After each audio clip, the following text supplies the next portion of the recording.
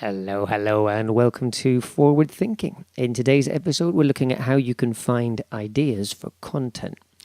And content marketing is one of the most powerful tools in today's marketing toolkit, but finding ideas for regular and engaging content isn't always easy.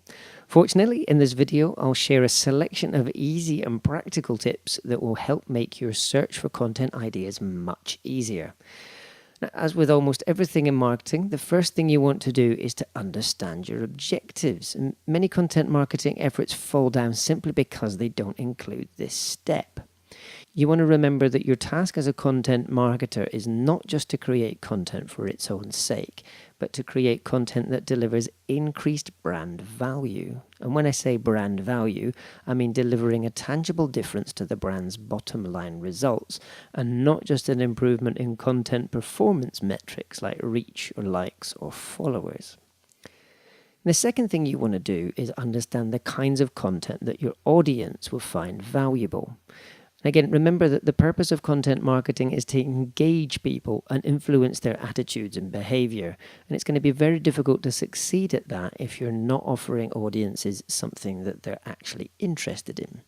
This needs to be a balance too, though, so there's no point in you creating content that your audiences love if those efforts don't then bring value back to your brand as well. But having said that, many marketers put too much emphasis on what they want to say rather than what their audiences want. And this slide sums up a simple way to address this. Your task isn't just to deliver content, but to deliver audience contentment. There are many different ways that you can deliver that contentment, though.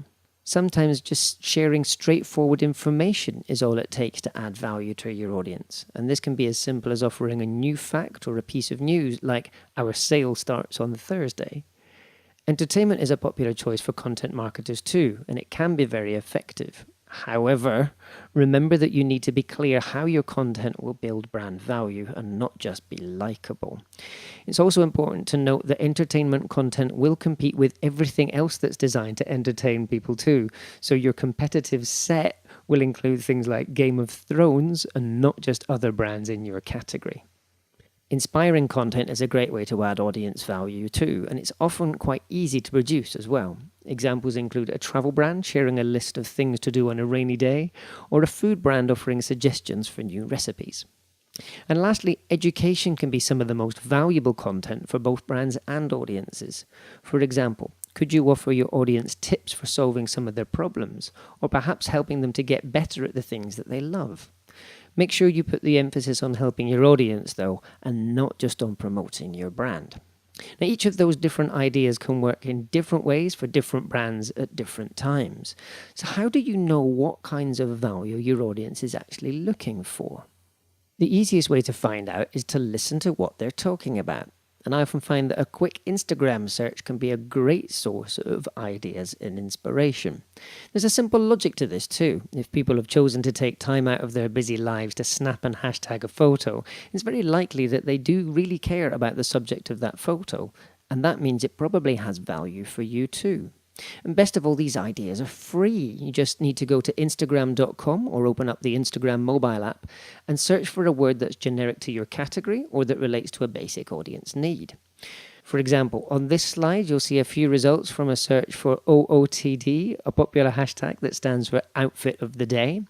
And fashion brands will obviously find plenty of content ideas in here, but so might brands in parallel categories like hairdressing or makeup. And even generic searches like hashtag coffee can inspire ideas. The images on this slide might inspire easy content ideas for cafes and restaurants, but they could also be helpful for interior design, furniture, or even architecture brands.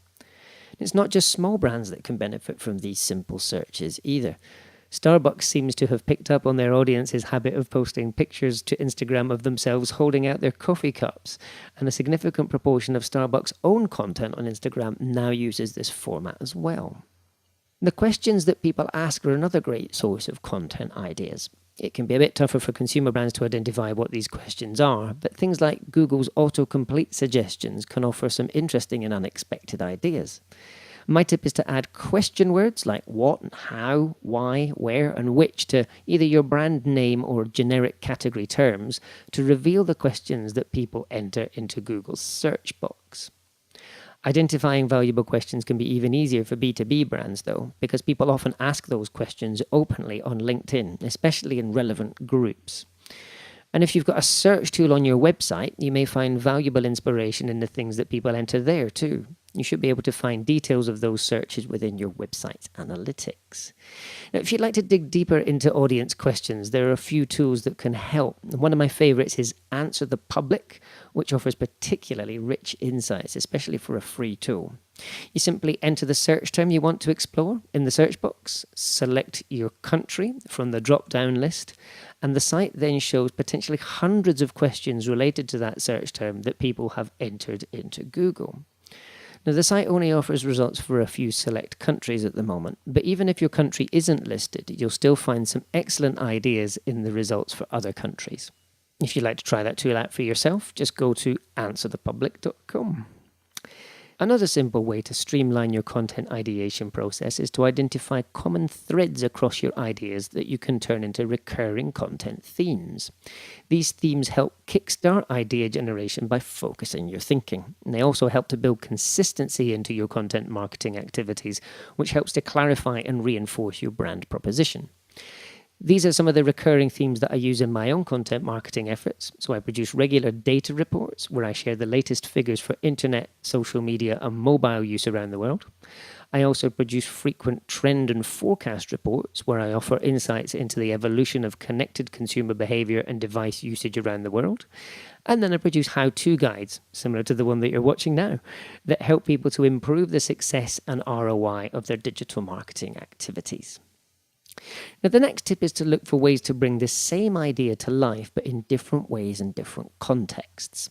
For example, could you adapt your idea to work across a variety of different social channels, or maybe even bring the same idea to life in different ways in order to deliver different levels of complexity?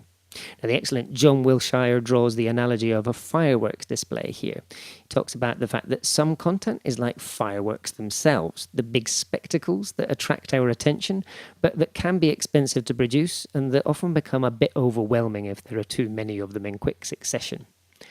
There are smaller ideas that are a bit more like sparklers. They're still engaging, of course, but they're a bit more disposable. But the good news is that you can come back to them again and again, and they can actually spark social interactions between people as well. And then lastly, we've got the campfire. Now, it's really the highlight of the occasion, but it's usually the centre of the community. You will need to add logs to the fire every so often to make sure it keeps going, but as long as it's still burning, it keeps on adding value. And the best brands use a mixture of these different levels of content over time. My recommendation is to break your activities up into a ratio of 1 firework to 10 sparklers to 20 new logs on that campfire. And don't be afraid to recycle your ideas either. Many people may miss your first version, and as long as you refresh the delivery, a good concept can be engaging across multiple executions. And the last tip for today's video is that you worry less about how often you post. The algorithms powering social news feeds have changed significantly over the past few years, and the original rationale for posting content every day no longer delivers the benefits that it used to. And as a result, brands are actually better off delivering fewer, bigger, better activities that add active value to their audiences, rather than pumping out constant mediocre content just to satisfy those content calendar needs. My tip is that quality is a much better investment than quantity.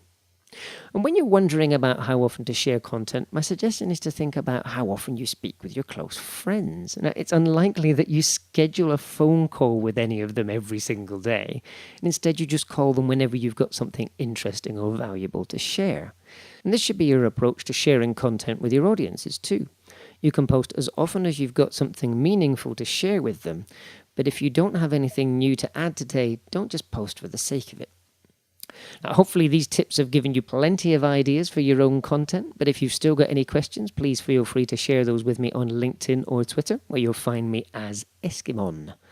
And if you're looking for more marketing tips, such as which platforms to share this content on, you'll find loads more useful content and resources at kepios.com. But that's all for today. Thanks very much for watching, and I'll see you on the next episode of Forward Thinking.